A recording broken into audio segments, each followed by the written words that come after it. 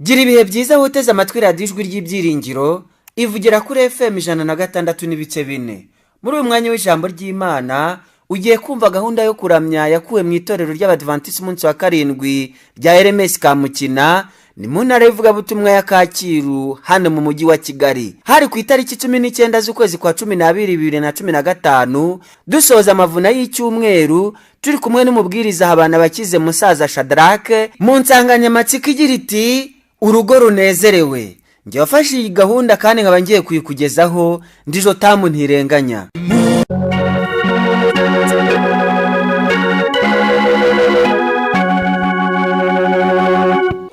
Haleluya. Imana ni nziza ibihe byose. Imana ni nziza ibihe byose. Imana yacu ni nziza ibihe byose. Imana yacu ikomeza kuba nziza niyo ibihe bitatumereye neza, kandi nanone niyo twabaye inshuti n'amafaranga. Imana yacu ni nziza ibihe bingana iki byose. Niyo mpamvu iyi ndamukanyo igihugu cyose wageramo, ugeze muri Afrika y'Epfo, ugeze muri Amerika, ugeze mu Burayi, uvuze uti Imana ni nziza, Abadventiste umunsi wa karindwi bakwikiriza ngo ibihe byose. Duhuje rero indamukanyo, ni ukuvuga ko turi abavandimwe muri Kristo Yesu. Imana ni nziza ibihe byose. Ariko kugira ngo twumve tunezerewe, reka twongere tubisubiremo bwa nyuma, ariko tunaramukanya gutya tunifuriza ikaze abashitsi bacu bavuye kubatizwa bageze aha ngaha. Imana ni nziza ibihe byose. Imana yacu ni nziza ibihe byose. Nanejejwe n'iminsi yose twamaze aha ngaha muri aya materaniro, ndetse ndibuka ko ku isabato yashize mu magambo twaganiriye amagambo y'umugaragu w'Imana Dawidi wavuze ati narishimye ubwo bambwiraga bati tuje mu nzu y'Uwiteka. Yari amagambo aryoshye cyane, ndetse twaje kubonamo n'imidugudu y'ubuhungiro, aho iriya midugudu yose yashushanyaga Kristo, kandi kuri uyu munsi wa none iriya midugudu nta kindi shushanya ni inzu y'Uwiteka, ariyo turimo nonaha. Twabonye yuko igihe batoranyaga imidugudu, hari umudugudu witwaga Kadeshi usobanura kwera, kandi Kristo niwe gukiranuka kwacu. Kandi na bugingo n'ubu igihe Yohana yabonaga itorero, yabonye ari umugore wambaye izuba kandi ukwezi kwari ku birenge bye. Mbese yareraga, yarakeye rwose, bishushanya itorero rya Kristo ndetse ko rifite gukiranuka.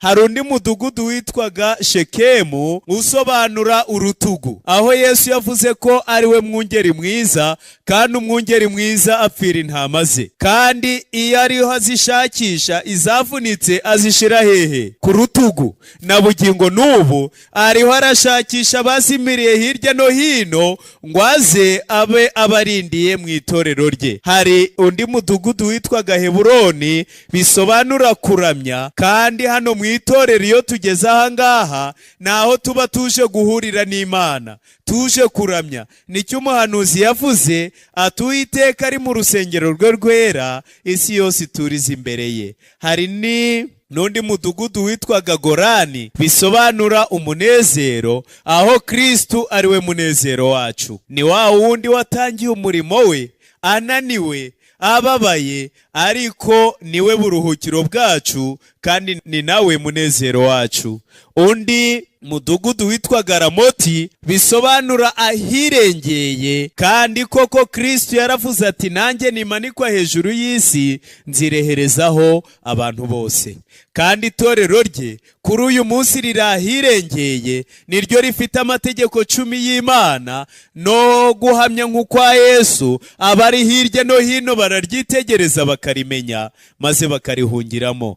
Undi mudugudu witwa Beseri, bisobanura inkomezi, imbaraga, ngo tukiri abanyantege nke Kristo yapfiriye abanyabyaha, kandi uyu munsi imbaraga ze yazishize mu itorero rye, niho turuhukira. Izina ry'Imana rikomeze gushirwa hejuru. Uyu munsi icyigisho cy'uyu munsi kiboneka mu gitabo cya mbere cya Samweli, igice cya 25. Mbese urarushye? Mbese urarushye. Reka dusenge. Data mwiza uri ahirengeyeho mu ijuru, turagushimira yuko ibyiza byose wabishize mu itorero. Izina ryawe rihimbazwe. Nuko ngwino uruhura imitima yacu kandi ubane n'ingo zo muri iki gihe, kugira ngo twese udukumbuze kuzataha iwawe mu ijuru, mu izina rya Yesu. Tugiye kuganira igitabo cya Samweli, igice cya 25.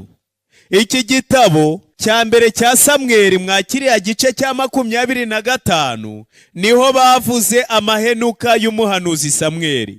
Yari umuhanuzi ariko akaba n'umucamanza w'Abisirayeli. Yabaye umuyobozi wa Isirayeli imyaka myinshi. Yakoze ibikorwa bitandukanye. Samweli yakuze umwuka w'Imana ari muri we, kandi mu gihe cya Samweli abanzi ba Isirayeli baratsinzwe rwose, kugeza ubwo yashinze ibuye maze akavuga amagambo mu gitabo cya mbere cya Samweli mu gice cya 7, cya gihe yashingaga ibuye maze akarihimba izina Ebenezeri, bivuga ngo Uwiteka yaratuzahuye kugeza ubu ngubu. Kandi Samweli yabaye ubuhungiro bw'Abisirayeli bose. Iyo bahuraga n'akaga batakiraga Samweli, maze akabingingira Uhoraho, maze Uhoraho akabagirira neza. Maze umurongo umwe wonyine, iki gice kiratangaje, ntabwo ari umurongo wuzuye, ahubwo ni igice cy'umurongo. Niho bavuze iby'urupfu rwa Samweli. Urebye mu gitabo hejuru nta bindi bavugaga, ariko mu gice cya 25 batangira umurongo ngo bukeye Samweli arapfa, Abisirayeli bose baraterana baramuririra, bamuhamba mu nzu ye i Rama. Ahangaha ntabwo uyu murongo warangiye, murabona yuko ari umurongo ukomeza. Mu ijambo ritoya gusa, mu nteruro 3 gusa, niho bavuze iby'urupfu rwa Samweli bashiraho akadomo, ahubwo batangira indi nkuru umurongo utarangiye. Samweli yari umukiranutsi, yari umuntu w'Imana, nta byinshi bari kumuvugaho, kuko mu bwami bwo mu ijuru tuzongera kumubona. Ahubwo batangiye indi nkuru hepfo yaho, kuko igihe bavugaga ngo Abisirayeli bose baramuririra, Dawidi nawe ari mu bamuririye cyane, ndetse kuko Dawidi, abahanga mu bya Bibiliya bemeza yuko nyuma y'urupfu rwa Samweli, mu kuririra Samweli ariho yahimbye Zaburi 121, hahandi havuga hati nduburira amaso yanjye ku misozi, gutabarwa kwanjye kuzava he. Iyo yagiraga akaga akamenya ko Sawuli ari kumuhiga, Samweli yaramubwiraga ati va ahangaha uhungire mwiriya misozi, kuko Sawuli araza ahangaha. Maze nanone Samweli umwuka w'Imana akamuhishurira imigambi mibisha ya Sawuli, maze akabwira Dawidi, maze Dawidi akavaho yari yahungiye akaja ahandi. Nuko Dawidi akomeza kuba mu mutekano,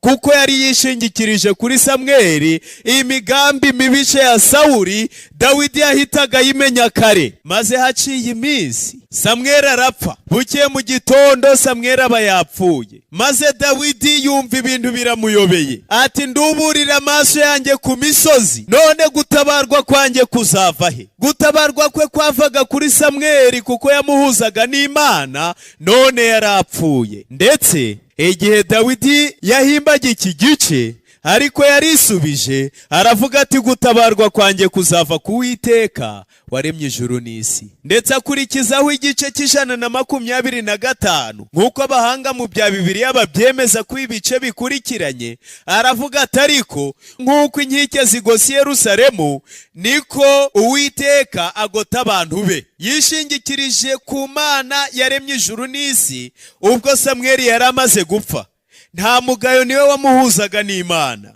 ariko yamusigiye Imana. Amagambo akurikiyeho nuko nyuma y'urupfu rwa Samweli, Dawidi yarahagurutse arahunga, nta kindi cyari gisigaye. Amagambo aravuga ngo hanyuma Dawidi arahaguruka aja mu butayu bw'Iparani. Umurongo wa mbere uburarangiye. Uyu murongo urimo inkuru ebyiri zikomeye. Inkuru ya mbere ni urupfu rwa Samweli, inkuru ya kabiri ni uguhunga kwa Dawidi. ndetse ukomeje kwitegereza neza uyu murongo wa mbere urerekana isano ikomeye iri hagati y'urupfu rwa Samweli umuntu w'Imana no guhunga kwa Dawidi umugaragu w'Imana. Bishoboka kuko guhunga kwatewe no gupfa kwa Samweli. Maze igihe yahungaga ku murongo wa kabiri tumaze kubona ko yarahungiye mu butayu bw'Iparani. Umurongo wa kabiri haratangira inkuru noneho ati hariho umugabo w'Imahoni kandi ibintu bye byabaga i Karumeli. Yari umutunzi cyane, yari afite intama 3,000, yari afite ihene 1,000. Icyo gihe yakemurizaga ubwoya bw'intama ze i Karumeli. Uyu mugabo yari umukire, ndetse umurongo wa gatatu ngo uwo mugabo yitwaga Nabali n'umugore we yitwaga Abigayili. Uwo mugore yari umunyabwenge kandi w'uburanga, ariko umugabo we yari umunyamwaga w'inkozi y'ibibi, yari uwo mu muryango wa Kalebu. Iyi nkuru iratangaje. Umugabo n'umugore cyangwa umusore na fiancé we, umuhungu n'umukobwa bafitanye amasezerano ya bugufi, tubita couple. Iyi couple rero yari itangaje. Hari couple nyinshi ziriho muri ibi bihe ureba ugakomeza ukabitegereza ukumva wakwihera ijisho. Hakaba n'izindi couple muri iki gihe ureba maze amaso akakurya ukumva udashaka kongera kubareba. Iyi couple dore ukuntu yari imeze. Yari umugore witwa Abigayili. Icyambere yari umunyabwenge kandi yari umunyaburanga, yari mwiza imbere n'inyuma. Sinzi urugero twatanga ngo tugaragaze ubwiza bwe. Yari mwiza nk'abandi banyaburanga bose Bibiliya yageragaho ikandika ko ari beza pe. Urugero ni Sara. Cyagiye Aburahamu yamwitegereje nawe akabona ko afite umugore mwiza, maze aravuga ati rero ujye uvuga kuri mushiki wanjye batazanyica. Undi wa kabiri ni Rebeka, wa wundi Isaka yabashije kubona ngo maze amwibagiza umubabaro yatewe n'urupfu rwa nyina Sara. Undi mukobwa ari mwiza ni Rasheli, wa wundi Yakobo yakoze imyaka 7 bamuhuta ari we akababara akiyemeza kongera gukora indi myaka ingahe 7, kuko yari mwiza rwose. Undi wari mwiza ni Betisheba, kandi uburanga bwe ntago bwazanye ubusa kuko bwicishije umugabo we. Maze undi mukobwa wabaye mwiza ni Esiteri. Mwisi yariho icyo gihe baragiye barareba mu byaro hose no mu migi hose mu bihugu bisaga 120, basanga ubahiga ubwiza ubahiga uburanga ari Esiteri wari umuyahudikazi. Nuko rero Bibiliya yageraga ku bantu bamwe na bamwe ikongeraho ko bari abanyaburanga. Nuko umugore witwa Abigayili bwa mbere yari umunyabwenge kandi cya kabiri yari umunyaburanga. Mu yandi magambo twavuga ko yari mwiza imbere n'inyuma. Salomo hari ikintu yavuze. Yaravuze ati umugore umunyaburanga ariko utagira umutima ngo abameze nk'impeta y'izahabu ikwikiye mu kizuru cy'ingurube. Ibyo ntacyo ibipfuye ubusa rwose. Ariko Abigayili ntari uko byari bimeze, yari mwiza imbere n'inyuma. Yaratangaje rwose. Ariko akagira n'umugabo yitwaga Nabali, yari umunyamwaga, yari inkozi y'ibibi, yari uwo mu muryango wa Kalebu. Ibintu bidasa, ibintu bitajanye. Umugore w'umunyabwenge w'umunyaburanga kandi n'umugabo w'umunyamwaga kandi w'inkozi y'ibibi, ariko bongeyeho ijambo ngo yari uwo mu muryango wa Kalebu. Kalebu muribuka mu Bisirayeli niwe wagarukanye inkuru ivuga gukomera kw'Imana, atukonze Imana ya Isirayeli bira bihugu by'i Kanani bari abagabo tuzabarya nk'imitsima. Ndetse Imana iramugororera ngo bazamuha umudugudu, nagera yazatoranye. Maze agezeyo atoranya umudugudu mwiza, umudugudu witwa Heburoni. Uyu mudugudu witwa Heburoni tuza kuwubona muri ya midugudu twabonye. Uyu mudugudu Heburoni usobanura kuramya. Kalebu n'umuryango we imiterere yabo yari yo kuramya Imana gusa. Ndetse uyu mudugudu wabaye umudugudu w'ubuhungiro, ni naho Dawidi yashimye gutura igihe yari umwami w'Ubuyuda ataraba umwami w'imiryango yose 12. Uyu wari umudugudu wa Dawidi, wari umudugudu mwiza rwose. Nuko Kalebu abana be n'abamukomokaho bose yarabatoje kumvira Imana no kwizera. Nuko ariko nta muryango ubura ikigoryi, niko abanyarwanda bavuga. Ariko yabaye mu itorero ry'Imana hatabagamo ibigoryi nk'ibi. Wo ni umuryango w'Imana, nta kigoryi kizabamo, hazabamwe abakiranutsi gusa, izina ry'Imana rihimbazwe. Uyu ngo yakomokaga mu muryango wa Kalebu.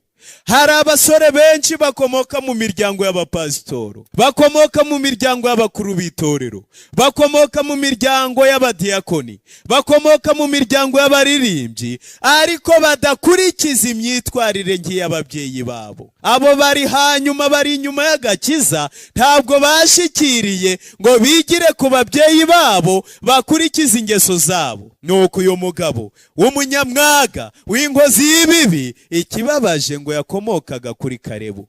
Yari umunyamwaga nka Satani, yari umunyamwaga nka Kayini, yari umunyamwaga nka Nimurodi, yemwe yari umunyamwaga nka Sawuli, ndetse n'ibindi bigoryi byinshi byagiye bivugwa muri Bibiliya. Hari umuhanga umwe mu byanditswe wasobanuye igihe Imana yarebaga Adamu ikamuremera umufasha. Yaravuze ngo uyu muntu si byiza ko aba wenyine, ahubwo reka muremere umufasha umukwiriye. Ariko ni nyuma y'ibintu bitatu. Imana yari yabanje kumushyira mu ngobyi ya Edeni, imuha n'imirimo akora. Bwa mbere igihe yuburaga amaso yabonye Imana imuhumekera mu mwuka w'abazima. Kandi icya kabiri imushyira muri Edeni ngo ahingire iyo ngobyi. Yari afite ubushobozi bwo gukora. Icya gatatu Imana yamubwiye kuyirinda. Ni umuntu wari ufite ubushobozi bwo kurinda iyo ngobyi. Uyu muntu arangwa n'ibintu bitatu. Bwa mbere umwuka w'Imana wari muri we. Ikindi cya kabiri yari ashoboye gukora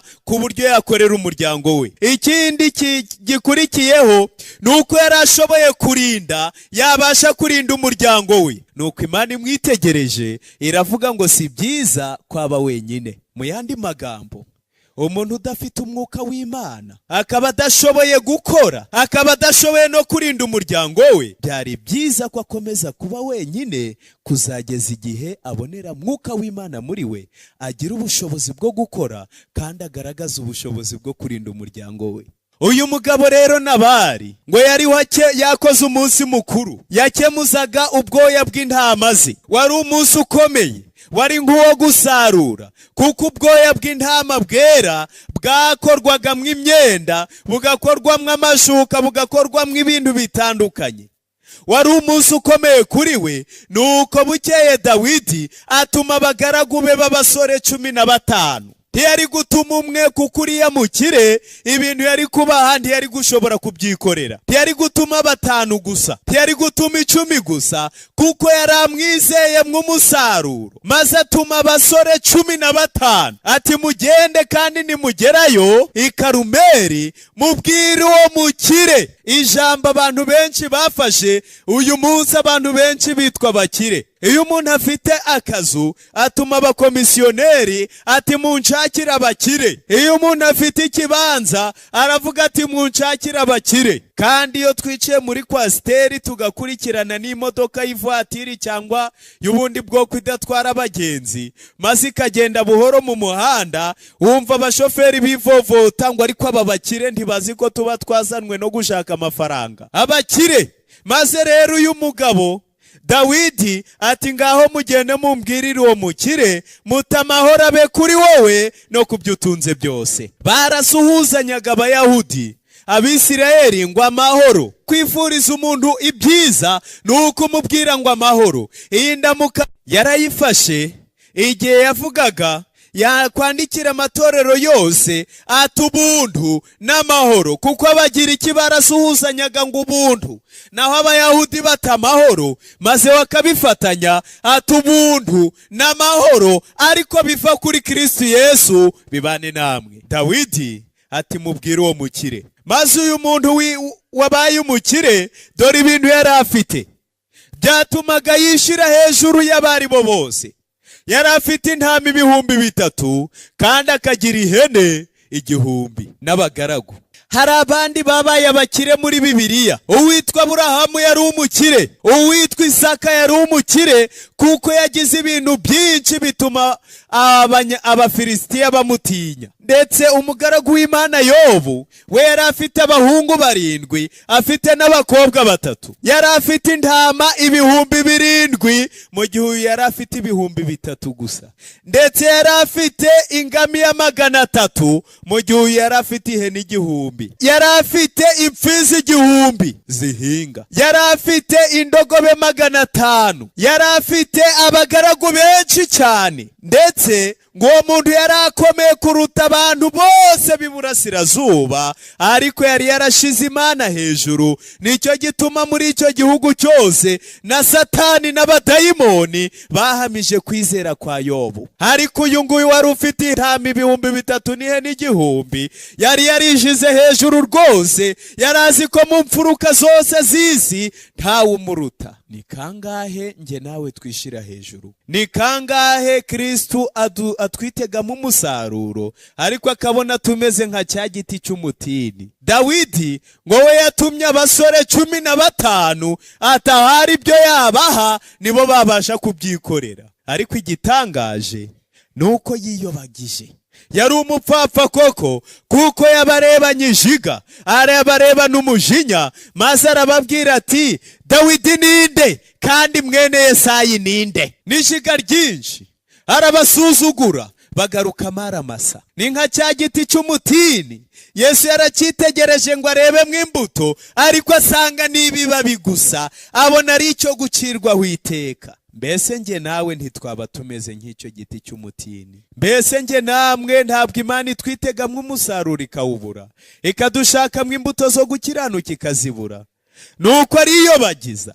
Dawidi ntabwo yari umuntu utazwi, ahubwo Nabali yari afite imyitwarire igayitse, imyitwarire nk'iy'abaturage bo mu gihugu kitagira ubuyobozi. Abari bitwaye nkawe mwibuke mu gihe cy'abacamanza mu gice cya 21, igihe abacamanza bose bari barashize muri Isirayeli ku murongo wa 25, ngo ariko muri icyo gihe Abisirayeli nta mwami bari bafite kandi umuntu wese yitegekaga uko ashaka. Niyo myitwarire Nabali yari yarakomeje kugira, kandi iki gihe Imana yari ifite abayobozi mu gihugu cyayo. Bwa mbere hari hakiriho Sawuli atarapfa, kandi na Dawidi Imana yari yaramutoranije ngo azabe umwami wa Isirayeli. Ariko Nabali yifataga nko mu gihe kitagira umwami, yitegeka uko ashaka, ntawe umusumba. Hari umuntu umwe wigeze kuvuga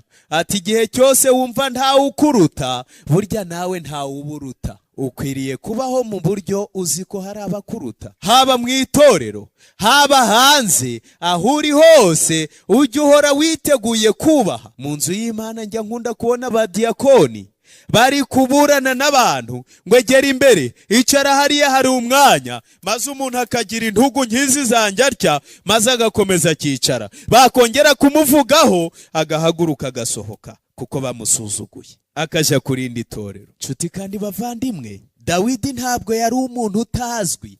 Ntawe ari uyobewe yuko Dawidi ari we watsinze Goliyati, umwanzi wa Isirayeli. Bararebanye bati kiriya gihanda turagikizwa nande? Haboneka Dawidi, maze abagore batangira kuririmba bati Sawuli yishe abantu 1,000 ariko Dawidi we yishe inzovu. Kandi Dawidi yashushanyaga Kristo, niwe wanesheje cya kiyoka atsinda ubutware bw'umwijima. Nta wundi wabashaga gutsinda icyo gihanda uretse Kristo wenyine. Dawidi nanone yashushanyaga Kristo kuko igihe yahungaga mu gitabo cya mbere cya Samweli igice cya 22 umurongo wa mbere ngo nuko Dawidi ava yarahunga arasukira mu buvumo bwa Duramu. Bukeye bakuru be na bene wabo babyumvise baramanuka bamusangayo, kandi abari mu makuba bose n'abari mu imyenda bose bateranira aho ari abo umutware wabo. Nuko abari kumwe nawe bari abantu nka 400. Yari umuntu abari mu makuba bahungiraho, yari umuntu abari mu imyenda bahungiraho. Uwo yashushanyaga Kristo kuko igihe twari mu mwenda w'icyaha niwe twirukangiyeho, igihe twari mu makuba y'akaga twazaniwe na Satani, ababyeyi bacu ba mbere bamaze gucumura, tumaze gutandukana n'Imana, ni Kristo twahungiyeho. Niwe ntama w'Imana watambwe uhereye ku kuremwa kw'isi. Nuko Dawidi ashushanwa na Kristo, ariko nanone Kristo akaba umwami wa Dawidi, kuko Dawidi yabyivugiye ati Uhoraho yabwiye umwami wanje ati cara iburyo bwanjye ugeze igihe nzamara gushirira abanzi bawe munsi y'ibirenge byawe. Maze igihe ariko umugaragu umwe yari kwa Nabali, yumva ari kubabwira nijiga, yumva abimye umusaruro, yumva ababwiye nabi, maze aya magambo ayata mu gutwi, maze abona bari mu kaga. Burya nuhakwa ku muntu ariko ukabona atumvira Imana uzamuveho. Abantu bose bakwiriye gutinya Imana, azakugenzereza nk'umuntu utazi Imana, ariko abantu bazi Imana bagufata nka bene se. Niko Pawulo yandikiye Filemoni amubwira ibya Onesimu ati ntuzongere kumufata nk'imbata, ahubwo uzamufate nka mwene so. Mujye musangira ku meza munaganire, kuko yamaze kubyarwa na Mwuka w'Imana. Maze uyu mugaragu yari afite akaga kuko yari ahatswe kwa Nabali. Nabali akaba ikigoryi n'umupfapfa n'umunyamwaga w'ingeso mbi, ariko akagira umugore w'umunyabwenge kandi umunyaburanga. Maze aragenda abwira Abigayire muka Nabali ati aba bantu batugiriye neza, yemwe batubereye inkike ku manywa na nijoro, igihe cyose twabanye nabo turagira intama, nta kibi batugiriye, baradutabaraga maze tukaryama tugasinzira kuko tuzi ko turi kumwe nabo. Maze Abigayire abyumvise arahaguruka vuba ategura imitsima. Dore ku murongo wa 18 w'igice cya 25 mu gitabo cya mbere cya Samweli ngo nuko Abigayire agira vuba afata amarobe y'imitsima 200 n'imvumbe 2 za vino n'inyama z'intama 5 zihiye n'ingero 5 z'ingano zikaranze n'amaseri 100 y'inzabibu zumye n'imibumbe 200 y'imbuto z'umutini, abihekesha indogobe, abwira abagaragu be ati ngaho ni munje imbere. Aragenda n'imitsima. Abahanga benshi mu bijyanye n'imyitwarire y'abantu n'imitekerereze y'abantu, iyo umuntu afite umujinya maze ukamuzanira ibyo kurya agatangira kurya, atangira kurya akambije impanga, maze uko amafunguro agenda mwinjira ari kugera imbere y'imbavu, maze agatangira kugenda asusuruka, maze aja guhaga ari kurebana akanyamuneza. Maze aba ari byo ashira imbere. Ntabwo yashize imbere ibibazo, ahubwo yahashize ibisubizo. Yohereza imitsima, yohereza intama, yohereza ibyo kunywa. Maze igihe Dawidi yazanaga amacumu, icya mbere yahuye nacyo si abagabo baje kumurwanya, ahubwo ni imitsima yari imusanganiye. Si yo mitsima niyo yari gukubita amacumu. Maze yegeye imbere ahura n'intama zikaranze, zokeje, ziryoshe. Yegeye imbere ahura n'ibyo kunywa, amacumu sinzi icyo yaraba akiyamajije. Abari kumwe nawe bishoboke ko bamubwiye batariko waburetse tukabanza twahekenya. Maze yumva atangiye kugira akanyamuneza. Maze ku murongo wa 28 aza guhura n'umugore w'uburanga, ariko mwiza imbere n'inyuma, ufite umutima mwiza, uvuga neza. Maze aramubwira ati databuja, icyo cyaha aba ari njye ukibaraho, aba ari njye uhana. Maze Dawidi areba ukuntu aramuhanana n'imitsima, n'ukuntu aramuhanana n'intama zokeje, n'ukuntu aramuhanana n'ibyo kunywa n'ingano zikaranze. maze Dawidi abona aratsinzwe, abona ahubwo nawe yarabaye umupfapfa, maze abura icyo avuga. Arangije yitekerezaho, ariko arangije asubira inyuma mu mutima we, ariko yagiye atekereza iby'uriya mugore w'umunyabwenge kandi w'umunyaburanga. Hari igihe mu ngo zacu habaye akaga, maze ukabona umugabo rwose mu rukiko ari guteragurana n'umugore we, ati iki cyo ntazi, iki kirimarima, iki kintu burya cyaranjogoroje. Maze abicaye mu rukiko bareba umugore ukuntu yasokoje umusatsi, bareba ukuntu ameze neza, bareba ukuntu hagati y'agasakame, maze bagakomeza bagatekereza ngo ayi mugore mwiza wahuye n'ikigabo cy'igipfapfa. Burya hari ubwo ufata uwo mwashakanye ukamwima agaciro rwose, ukamugira nk'ikiyorero nk'icyo ntazi, ariko iyaza kuba afite undi wamureba ukamwifuza, ukajya uravuga uti uriya kanaka yashatse neza. Nshuti kandi bavandimwe, abagabo bacu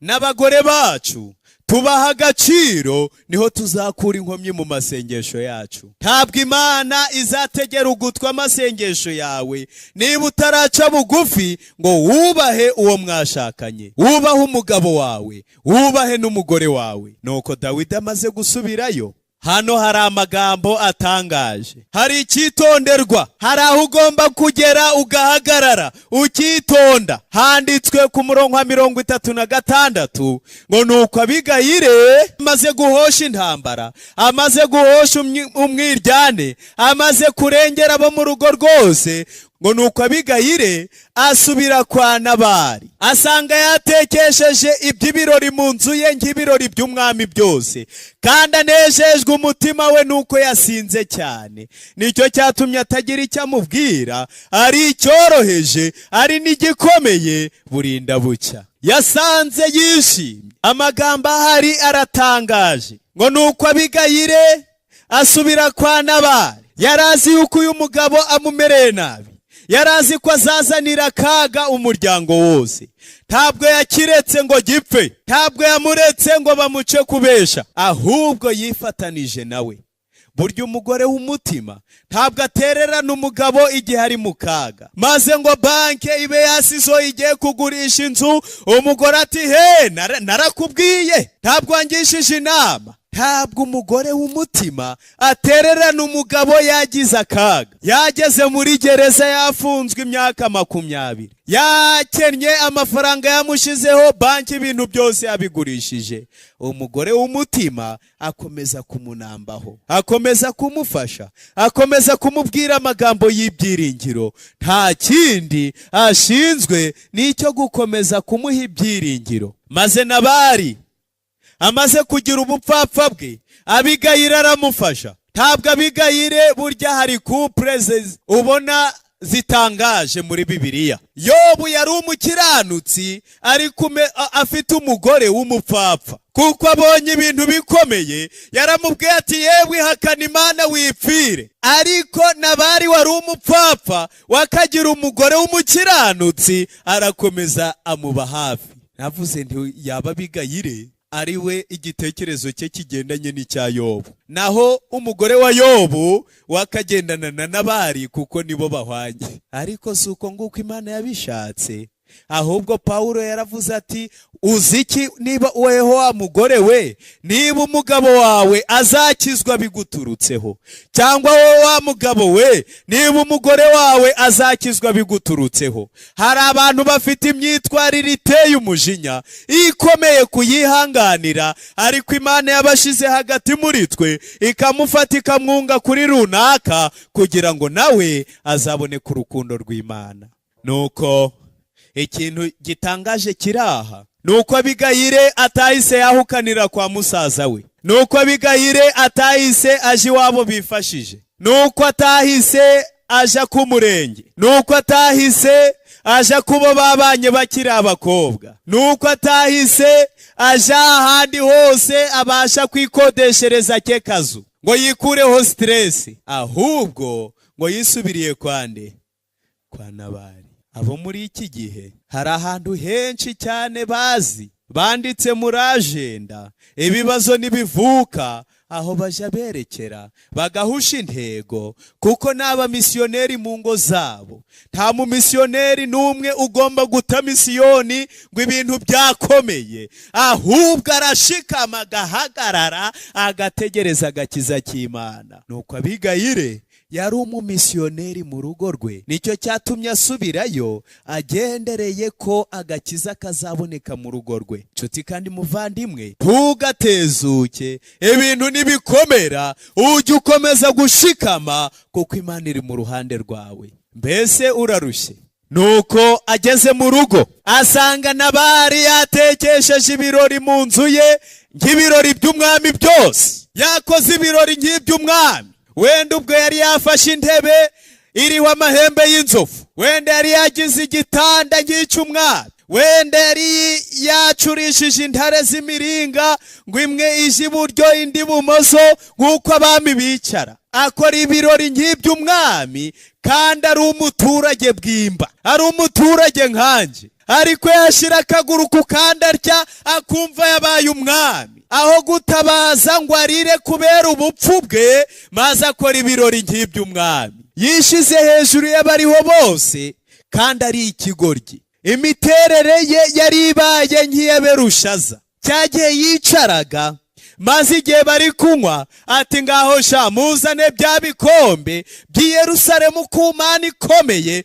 tubinyweshe hano mu gihugu cy'Ishinari, hano mu ngoro y'ibigirwamana. Yiyibagiza ko mu ijuru hari Imana, maze Imana iramwitegereza ibona n'umupfapfa rwose, maze iti noneho aho bigeze bikwiriye kurangira. Wapimwe mu gipimo bigaragara yuko nta kigenda, ntabwo biri kujamo. Muri interview wavuyemo wapimwe mu gipimo usangwa udashyitse, udafitinga, bitavamo. None ubwami bwawe bibaye ngombwa ko babuha abandi. Kandi koko muri iryo joro ngo Babuloni iraterwa, Berushaza arapfa kubwo kwishira hejuru. Yarabaye nka Herode, igihe yicaraga bakamubyinira, abagore barabyina, barataraka barabyina, ati yego muhataho mukomerezaho, bakabyina bagaterana izindi mbyino, ati yego mukomeze. Maze bigeze igihe babonye uko umutima we wameze, babonye uko yishize hejuru,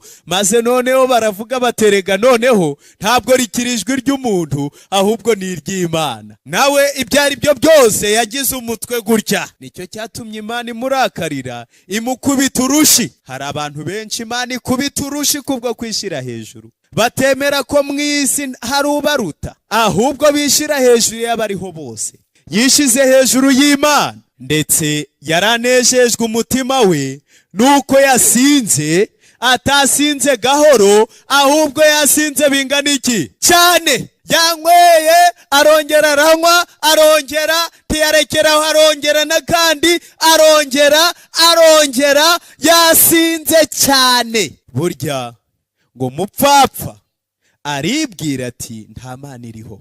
Nicyo Zaburi yavuze, nicyo Dawidi yavuze muri Zaburi 14 umurongo wa mbere. Umupfapfa, imyibwirire y'umupfapfa, ntabwo amenya ko hari umuruta ngo ace bugufi, ntamenya yuko akwiriye kuzana amahoro mu rugo rwe, ntamenya yuko akwiriye kwirinda byacitse, ahubwo aribwira ati nta Mana iriho. Ngo nicyo cyatumye Abigayire atagira icyo amubwira, ari icyoroheje ari n'igikomeye, burinda bucya. Sinzi ririya jambo Bibiliya yarigezeho naryo ryandika ngo burinda bugira ute? Bucya. Iri jambo rihishura byinshi. Iri jambo iyo ndibona ngo yaramwihoreye arisagagura. Burya abasinzi ntibatandukana no kwinezeza muri byose. Nta na kimwe basimbuka iyo basinze, baridagadura rwose, bakidagadura bakumva imperuka yabo yageze ari umunsi mukuru uruta indi minsi yose. Maze ngo burinda bugira ute? Bucya. Iyo nsomira ijambo ndabona yuko Abigayire ibyo ari byo byose ntiyari mu cyumba cy'abana, cyangwa agume mu ntebe muri saro, cyangwa ajye mu cyumba cy'abashitsi. ngo nicyo cyatumye atagira icyo amubwira, ari icyoroheje, ari igikomeye, ngo atamuhungabanya, ngo aramureka burinda bugira ute bucya. Ab'iki gihe bahushije intego. Iyo hari akabazo mu rugo rwabo, bahita biyahura mu cyumba cy'abana, mu cyumba cy'abashyitsi, cyangwa akaguma mu ntebe akarambura amatera ku mukeka cyangwa se kuri tapi. Ariko ngo Abigayire ntiyagira ikindi kintu amubwira, aramureka, arisagagura mu rugo rwe burinda. Murakoze cyane. Ndetse ngo igihe gikwiriye cyo kuganira kigeze, bukeye mu gitondo Nabali asindutse, umugore we amutekerereza ibyo, maze umutima uraraba aba igiti, cyangwa se ahinduka nk'ibuye.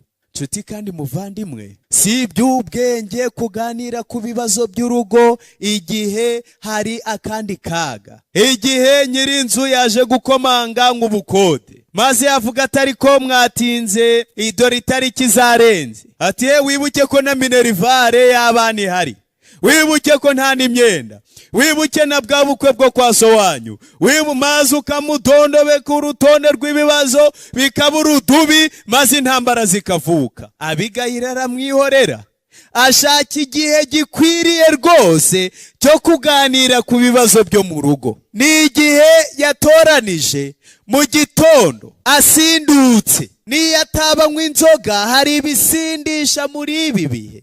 Hari akaga yahuriye nako ku kazi, bamututse cyangwa bamusobanuye ko bashobora kumwirukana, cyangwa kontara yenda kurangira, ibintu bitameze neza. Ibi byose biba byihuye mu mutwe. Niyo mpamvu ari ugushaka agahe kihariye, hari ituze ko kuganira ku bibazo by'umuryango, aho ubona neza neza muraba muganira mwumvikana, ngo hari ituze, hari umucyo, atugarijwe n'urudubi rw'ibibazo, atazabiranijwe n'uruhurirane rw'ibibazo, atuje rwose, maze muganire ku by'urugo kandi muganire n'akaga karwugarije. Abantu benshi ibibazo byabo byanze gukemuka kuko babivugira mu nduru, babivuga inkuba ziri gukubita, bakabivugira mu macu, nuko abo ku ruhande bakaza guhosha. Ariko Abigayire si uko yari ateye.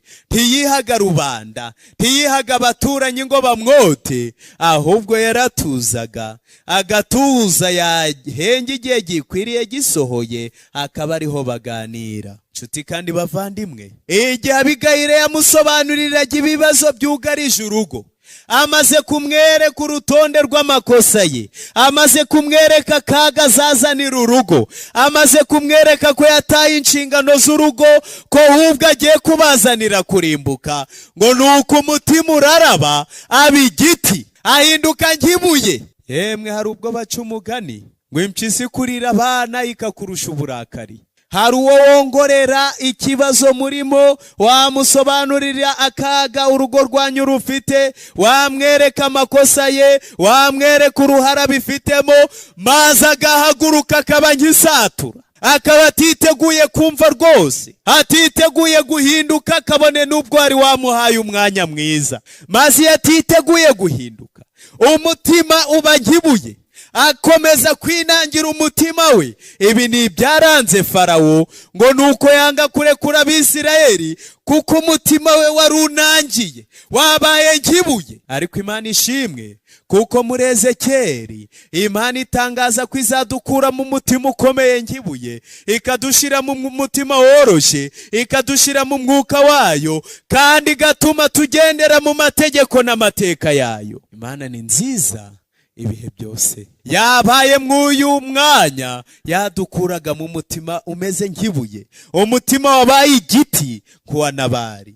Hari abinangiye mu mitima yabo batiteguye gutega amatwi abafasha babo. Hari abananiye mwuka w'Imana ubahamagarira kuzana amahoro mu miryango yabo. Imitima yabo yabaye ibiti, yabaye nk'ibuye, ntibiteguye guhinduka. Bamwe iyo baganirije maze ukabereka uruhare bafite mu kuzahaza urugo rwabo, baba biteguye guhinduka rwose, bakakira mwuka w'Imana mu mitima yabo. Abo nibo bagabo nyabagabo, nibo bagabo Imana ishaka, kandi nibo Imana ishaka ko bakomeza kuzura mu itorero ryayo. Bafite umutima uhinduka, bazi guca bugufi, bazi gutsinda cya kibazo cyananiye n'abahanga, cya kibazo cyo kwemera icyaha.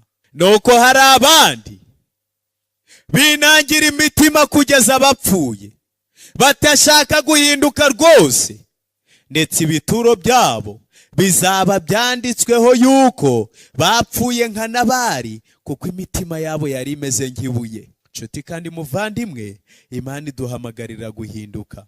Ariko igihe Nabali yangaga guhinduka, haciye iminsi 10. Iminsi 10 ni iminsi myinshi. Abahanga mu by'ubuzima, mu by'ubumenyamuntu, bemeza ko umuntu iyo amaze iminsi 7 atarya abasha gupfa, ndetse ko umugore washobora kugeza ku minsi 8. Maze iyi minsi Nabali umutima umeze nk'ibuye, yagagaye, ameze nk'igiti, ntiyarakirya, ntiyarakinywa, ntiyarakibirindutsa, kuko yari ameze nk'uri muri koma. Iminsi 7 irashira, yayindi umuntu agomba gupfiraho niba atarya atanywa. Ariko Imana irakomeza iramwihanganira, ikubitaho indi minsi ngahe? 3. Umunsi wa 8 umutima ukimeze nk'ibuye atarahinduka. Umunsi wa 9 maze haciye iminsi 10, Uwiteka akubita Nabali arapfa. Nshuti kandi bavandimwe, hari igihe kizagera, ikibwiriza cya nyuma cyarangiye, umubatizo wa nyuma warangiye, kwihanisha bya nyuma byarangiye, amigisho ya nyuma n'ikigisho cyari kugufasha cyarangiye. Imana ibone nta kindi gisigaye keretse kugucira urubanza niba utemera guhinduka. Haciye iminsi 10, Uwiteka akubita Nabali arapfa. Imana ni umucamanza utabera, ararikira bari mu isi bose kwihana, ariko yashizeho umunsi izacira imanza z'abari mu isi. Mbese umutima wawe witeguye guhinduka, cyangwa witeguye kubidadi ukakomeza kumera nk'igiti nka Nabali? Bavandimwe, igihe Nabali yamaraga gupfa, iyi nkuru yagiye kwa Dawidi, maze Dawidi aravuga ati Imana ishimwe. Ibi ngibi tubibona uhereye ku murongo wa 39, aho Dawidi yavuze ati Uwiteka ashimwe wamburaniye ibitutsi Nabali yantukaga, akabuza umugaragu we gukora ikibi, kandi nabi ya Nabali Uwiteka arayimwituye. Imana ntishaka kutwitura ibibi twagize, keretse imitima yacu nikomeza kuba ibiti.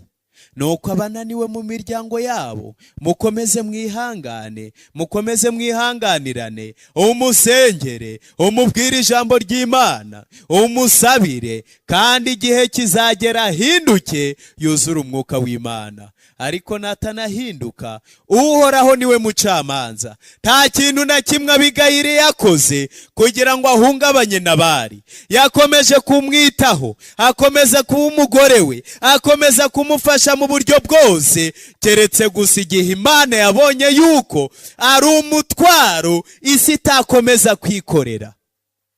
Ngo hari ibintu biremereye isi, ngo isi itashobora kwihanganira. Ni umupfapfa uguye ivutu, ni umuja uzungura nyirabuja, n'ibindi nk'ibyo. Ni ibintu biremereye isi. Ariko Abigayili ntabwo yasabye divorce, ntabwo yamutaye ngo yahukane, ngo bije iyo bija, ahubwo yakomeje kubana nawe kugeza aho Imana yo yarebye, ibonye umuntu udashaka guhinduka, maze ifata icyemezo. Nyuma y'iminsi 10 arapfa. Abigayili abona intumwa zimugezeho zivuye kuri Dawidi, maze izi ntumwa ziraza ziramubwira ziti Dawidi akudutumyeho ngo agucyure ubu umugore we. Amagambo ahari, yari umugore w'umunyaburanga kandi w'umutima, wari mwiza imbere n'inyuma. Nuko ngo Abigayili agira n'ingoga, arahaguruka yikubita ku ndogobe, ari kumwe n'abaja 5 bamukurikiye, akurikira intumwa za Dawidi. Nuko aba muka Dawidi. Izina ry'Imana rihimbazwe. Iki cyigisho kirakomeye. Uko yahagurutse akagenda akaba muka Dawidi, ntabwo kitubwira ko abagore bacu batunaniye ko bazapfa maze tukabona abandi beza bafite umutima mwiza, ngo abagabo bacu batunaniye bazapfa tubona abandi bafite umutima mwiza.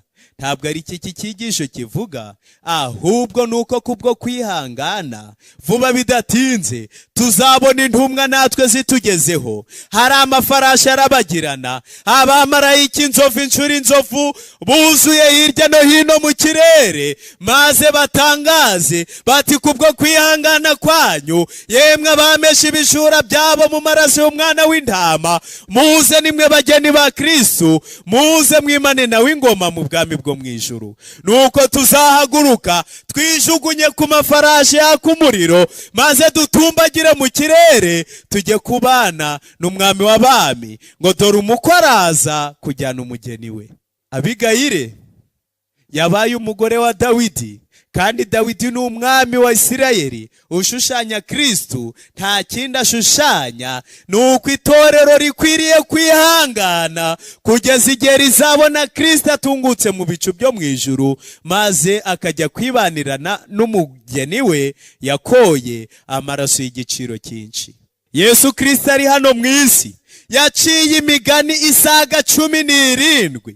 Yavuze iby'ibisonga bibi, yavuze iby'umubibyi wasohoye imbuto, avuga iby'imitini n'ibyatsi n'imigani myinshi cyane, ariko nta mugani n'umwe yigeze avuga ngo nuko sebuja w'abagaragu asanga bararambiwe, bararekeye aho, barisinziriye ngo maze abahembe. Ahubwo yavuze abakobwa 10, bamwe bararambiwe barahunikira, ariko ababaye maso nibo batahanye n'umukwe, maze bajya gucuza ubukwe, nibo binjiranye nawe mu bukwe. Kandi niko n'abakomeza gutegereza Uwiteka bazatahana na Kristo mu bwami bwo mwijuru. Ahubwo yarahishuye ati umugaragu mubi, umupfapfa niyibwira ngo databuja aratinze, agatangira gukubita abagaragu bagenzi be no kwifatanya n'abasinzi, ngo igihe atazi sebuja azamusanga amucemo kabiri. Nshuti kandi bavandimwe, urarushe, unaniwe kwihanganira abo mwabyaye, unaniwe kwihanganira uwo mwashakanye, databuja aratugaya niturambirwa tukavuga ko atinze. Dore arazana n'ibicu kandi amaso yose azamubona, kandi azaza azanye ingororano nyinshi ngo agororere umuntu wese ibikwiranye n'ibyo yakoze. Mbese urarushe? Kristo arashaka kukuruhura, kuko avuga ati yemwe abarushe n'abaremerewe nimuze munsange ndabaruhura. Kristo aravuga ati mwana wanjye mpa umutima wawe. Arashaka kuba umwami w'ubugingo bwawe muri uyu munsi. Arashaka kuzana amahoro mu muryango wawe. Arashaka gusanganya imitima y'abana n'iyabase. Arashaka kubanisha neza abashakanye, kandi arashaka kubateguza ko vuba bidatinze bazatumbagira mu ijuru. Urusaku rw'ibibi rucecetse, imiruho yose irangiye, abananiranye bose baramaze kwihana, maze tukabana ubuziraherezo, aho tuzarya ku giti cy'ubugingo, aho tutazongera gupfa, ahubwo aho tuzaba mu munezero iteka ryose. Numvise agatekerezo ku mwana wabwiye se na nyina bari mu rusengero, ngo arababwira ati data nawe mama twigumire hano mu nzu y'Imana, tuguma aha mu rusengero. Maze se ati kubera iki? Ngo mwana aramubwira ati nuko iyo tuhavuye tukagera mu rugo mbona uri guteragurana na mama, muri gukubitana amakofe, ibintu muri kubimena bya televiziyo n'ibiki byose, none hano ndi kubona mwicaye mutuje. Nta mugayo. Dawidi yaravuze ngo umunsi umwe mu nzu yawe uruta iminsi 1000 ndahandi. Ndetse ngo nanashima no kwihagararira ku marembo y'inzu y'Uwiteka nkaba umuzamu kuri geti, ngo ibyo biruta kuba mu mahema y'abanyabyaha. Niyo wabaye munsi mu mahema y'abanyabyaha mu birori by'inkozi z'ibibi, ntago byaba bingana no guhagarara ku nzu y'Uwiteka. Dawidi aravuga ati nge narishimye ubwo bambwiraga bati tuje mu nzu y'Uwiteka. niyo nsanganyamatsiko tumaze icyumweru cyose tuganira. ni bandi insanganyamatsiko igiye gukomeza kuba mu mitima yabo, maze bakamera nk'Abigayire wagize kwihangana agakomeza gutegereza umunsi atazi n'igihe, kugeza igihe yabaye umugore w'umwami. abo ni abagiye gutegereza umunsi batazi isaha, igihe bazaba bageni ba Kristo batumbagiye mu bicu byo mu ijuru. Kwihangana. Mbese urarushye? Ihangane, shira ikiganza cyawe hejuru, maze dufatanye gusenga, dutebutse wa munsi wo kuzimana ingoma na Kristo uzaba ari umukwe, natwe turi abageni be. Shira ikiganza hejuru, dufatanye gusenga. Reka mbasabe hubwo munahaguruke, mwihangane rwose, muhaguruke, ndabaruhije, ariko mwihangane, ndarangije, ejo ntabwo nzagaruka, ni umunsi wa nyuma, muri hangana. Reka ndebe abifuza ko tubasabira ku buryo bw'umwihariko. Dusabira amahoro mu ngo zabo, dusabira amahoro mu babyeyi babo.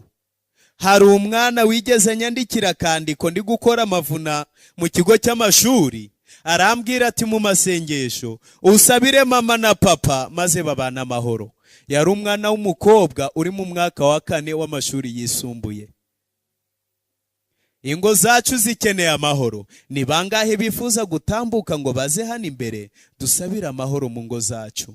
Mutere intambwe muze hano imbere. Waba umukuru w'itorero, waba umudiyakoni, waba umwizera, waba umushitsi, icyo turatekereza nta kindi ni uko ushaka ko amahoro asagamba mu rugo rwawe. Njyewe nahageze, reka nsabe n'undi ushaka gutera intambwe aze hano imbere dufatanye gusenga. Imana ishimwe cyane, ndamubona. Imana ihimbazwe kandi ishirwe hejuru. Ndababona bateye intambwe.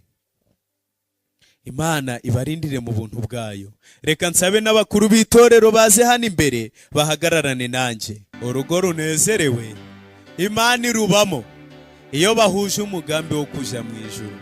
Urugo rurimo Yesu nta kindi cyasa narwo, ruzarangwa no kwihangana.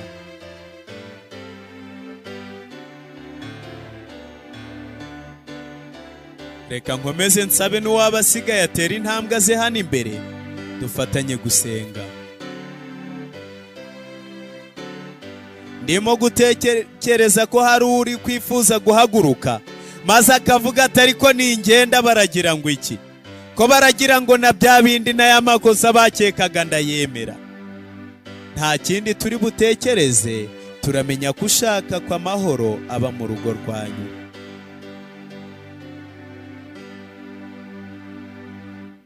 Yemwe ntawe uzajya mu ijuru ngo tumuseke, ahubwo tuzaseka abasigaye mu isi, kuko azaba ari umuyonga, abandi bagiye mu bwami bw'Imana bataramye, bagiye kubaho ubuziraherezo.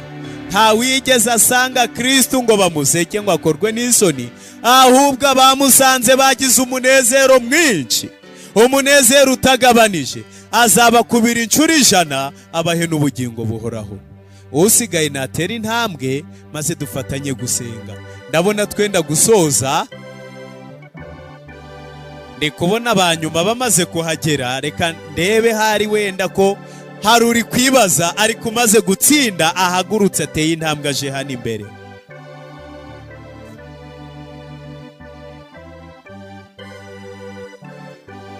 Muri iri teraniro nabonyemo umusaza Pastor Saraya. Reka musabe atera intambwe aze hano imbere maze adushira imbere y'Imana. Abatamuzi burya nawe ni umubwiririsha butumwa ibitabo. Kuri service record ye ya mbere hari handitsweho representa evangeliste. Ni mwene wacu rero. Muri iri teraniro ry'ababwiririsha butumwa ibitabo tumazemo iminsi, reka adushire imbere y'Imana, azirikane iyi miryango yose, aba bose bahagaze imbere. Mana ikibaro cyinshi, turi imbere yawe tugushimira ineza watugiriye muri mwaka dusoza. Turagushimira iteraniro ry'uyu munsi, turagushimira ababatijwe, turagusaba ngo ukomezwe mu buntu bwawe. Amen. Inteko iri imbere yawe ifite ibibazo bitandukanye, nubwo ari bo baje imbere n'abasigaye tukuvuga ko badafite ibibazo, uko tukwiyeguriye kuri aya manywa Mana itanga byose, turagusanga ufite ibibazo icyo ari cyo cyose, imuhira, mu mirimo, mu mashuri, mu bukene ndetse no mu bukire, wumve gusenga kwe mu mutima. Nanone turitanga bushya imbere yawe, ngo umwaka mushya tugiye gutangira dutangirane ubushya mu mitima. Ibimenyetso byo kuza kwawe birarusha kudusatira, turagusaba ngo uzasanga utiteguye uko uzaza, tuzazasaba n'ababandi basinziriye bagakererwa. Turasabira abana batoya kugira ngo babyurikire mu buntu bwawe. Turagushimira cyane igihugu waduhaye, turagushimira abayobozi bacyo baduhesha amahoro, bakomereze ubwenge, imbaraga n'umubano mu gihugu n'umubano mu mahanga. Mana dukunda, utubarire ibyaha byacu, wumve gusenga kwacu mu izina rya Yesu.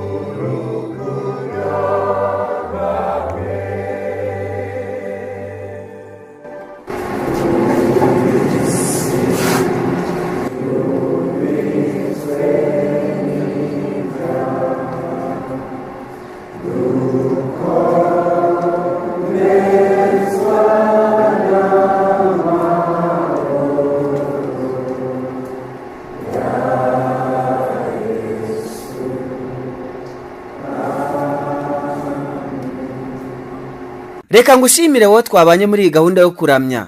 Wumvaga gahunda yo guterana kwera yakuwe mu itorero ry'Abadventiste umunsi wa karindwi rya RMS Kamukina mu ntara y'ivugabutumwa ya Kacyiru hano mu mujyi wa Kigali. Umubwiriza twabanye ni musaza Shadrack Habanabakize wasozaga amavuna y'icyumweru yarimo kubera hariya ku itorero ry'Abadventiste umunsi wa karindwi rya RMS Kamukina. Insanganyamatsiko y'uyu munsi yagiraga iti urugo runezerewe. Njya kurikiranye gahunda kandi nkaba nayikugejejeho ndi Jotamu Ntirenganya. Komeza kugira ibihe byiza wumva radiyo ijwi ry'ibyiringiro.